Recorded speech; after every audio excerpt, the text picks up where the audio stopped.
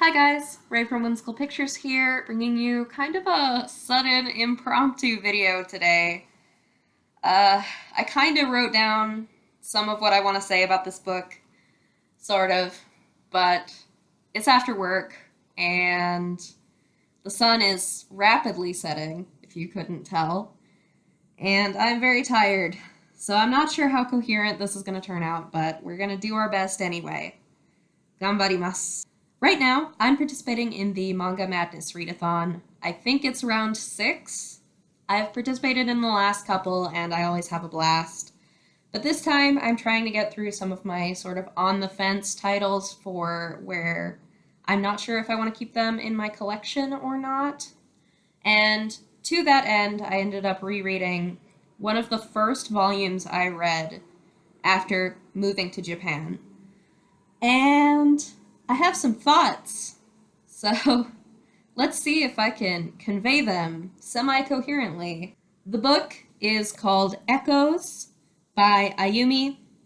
This is a one-shot girls basketball manga that won the Kono Manga ga Sugoi grand prize a couple years ago, and that's where I heard about it and got interested, because the description basically said it was a transgender manga about a girls' basketball team, and that sounded exactly right up my alley, because I am a mark for sports manga about girls' teams, and I'm also a mark for manga with good LGBTQ representation, especially own voices representation, which this is. So the first time I read this, like I said, was right around when I was first in Japan, the first few months I was here. And I didn't like it. I was very disappointed by it. I felt like it was rushed. I felt like it was a bit confused in what it was trying to accomplish. And I just didn't know really what it was going for after reading it. So I ended up giving it 2 stars and sort of setting it on my TBR shelf, like, I'll come back to it eventually.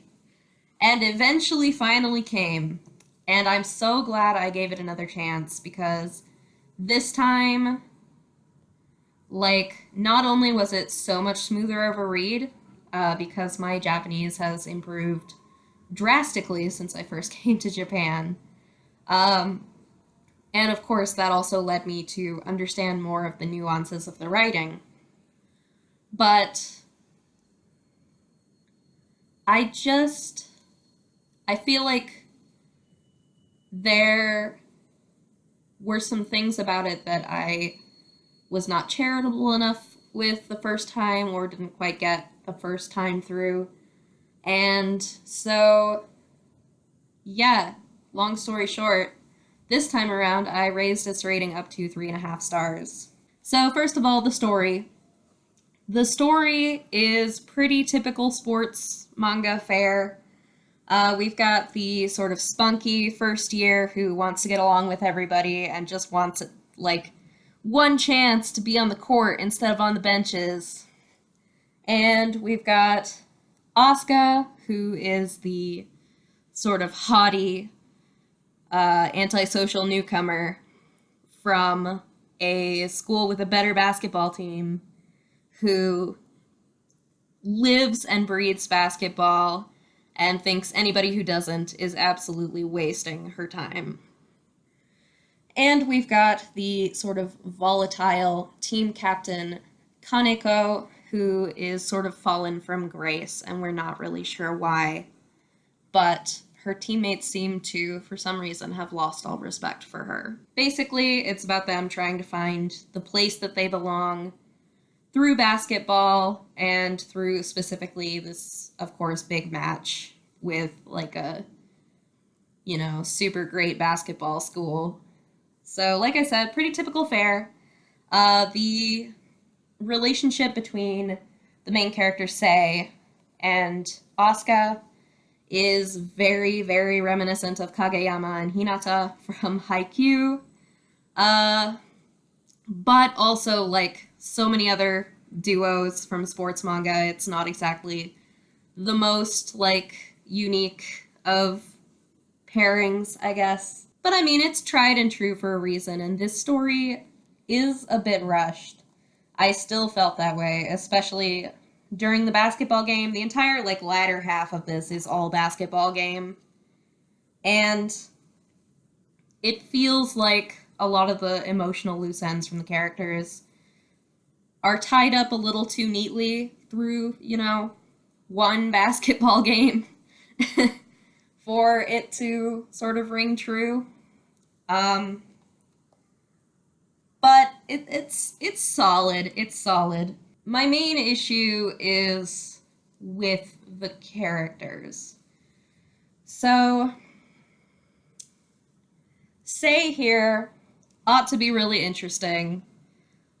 He's not a character you see very often. He is a closeted trans boy on the girls' basketball team. He's struggling to figure out his gender identity. He's struggling to figure out his place on the team. And he's struggling to figure out his feelings for this new girl here. That should be so much more interesting than it is. And ultimately, he is the most boring character in this manga. He doesn't have a whole lot of drama or anything going on.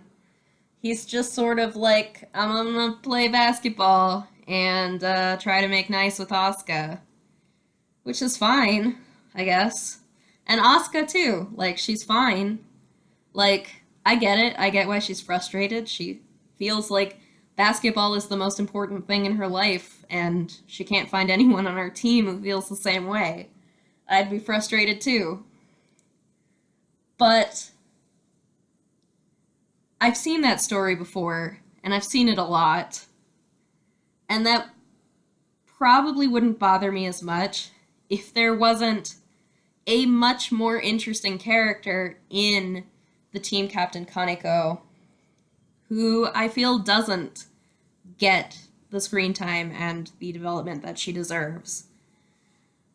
She has a falling out with all of the other older teammates, but it seems like it's a falling out that's happened before this manga started. And we don't really get a whole lot of details in terms of what caused that, why she's lost her passion for basketball, why she feels like she's so worthless, why she seethes with borderline violent jealousy whenever she sees Asuka on the court. Like, the whole volume, both times I read it, I just wanted to know what was happening with her. And I wanted her to be the main character. And I feel like that's such a shame. Like, it's such a weird problem to have. I don't run into it that much, where I feel so strongly that a different character should have been the main character, but that is how I feel here. It's kind of unfortunate. And that's my biggest issue. Going through a couple of the smaller things, the art here is really cool, especially the basketball scenes are really dynamic. I love the sort of painterly quality to the backgrounds and the shading.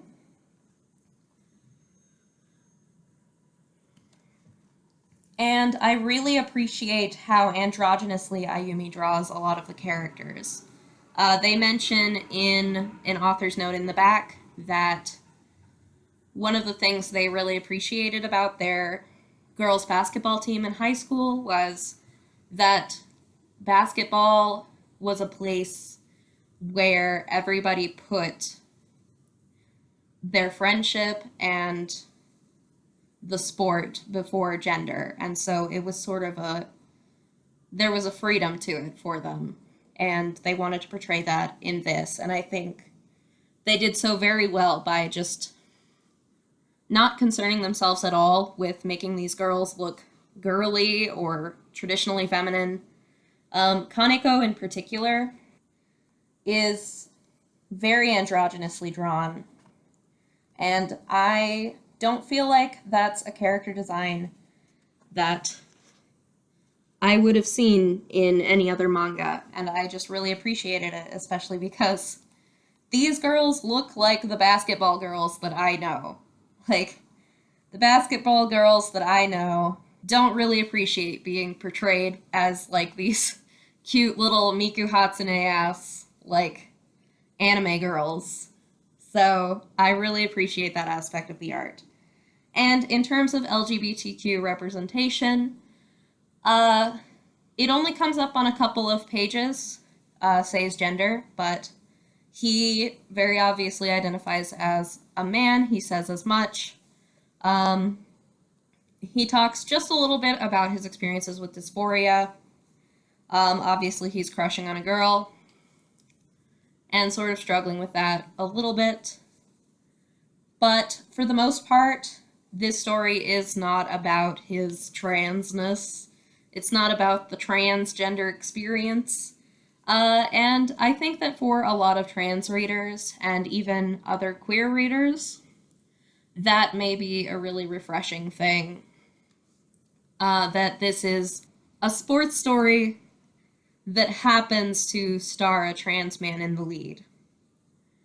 And not like, you know, another story that's about being trans and absolutely nothing else, if that makes sense. I think those stories are also incredibly valuable, but I also know some of my trans friends are kind of sick of it and want to see other stories portrayed. So they might enjoy that this is a story with a very explicitly trans protagonist, but also isn't about the trans experience or whatever. It's about playing some b-ball. That said, Say is closeted through the whole thing. This isn't like a coming out narrative or anything. He never confides in anyone about that, and it's not really part of the story. So, although his friends don't tease him or think it's weird that he uses very masculine speech for himself, they're more just seeing that as a quirk of their friend Say, more so than having any awareness that he is a boy. So there's no explicit misgendering here, but they do sort of treat him as one of the girls. So if that's going to bother you, I would keep that in mind. But otherwise, I think it's worth a read if you're interested in an LGBTQ story that isn't about being LGBTQ. All that said, this is actually, I thought this was a prequel. It's actually volume 1 of a new version of the story. It's called Break the Border, and that is the new title of Echoes, the series, and apparently this is going to be volume 1 of several. And I looked up the author's Twitter and website to make sure, and everywhere they're referring to this as volume 1 and saying volume 2 is coming. So, that's exciting. I guess for the time being, I will keep this and get rid of this, because I don't think I'm going to read this again since I have this. And hopefully we see some of the tertiary characters, like Kaneko, and some of the other older members of the team getting more focus through this longer version of the work. So yeah, that wasn't short. It was supposed to be short, but I can't make short things. So those are my very complicated and twisty-turny thoughts about Echoes. I don't know if that made any sense, but I guess it's a light recommendation, but with caveats. It is very simple Japanese, as long as you know anything about basketball at all. I think it's pretty simple to get through. It doesn't have furigana, but if you're at like an N3 level, I think you can get through this pretty well.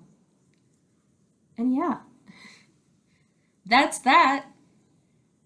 It's getting very dark, so I'm going to sign off now. See you next time for the tag video that I promised. Bye bye.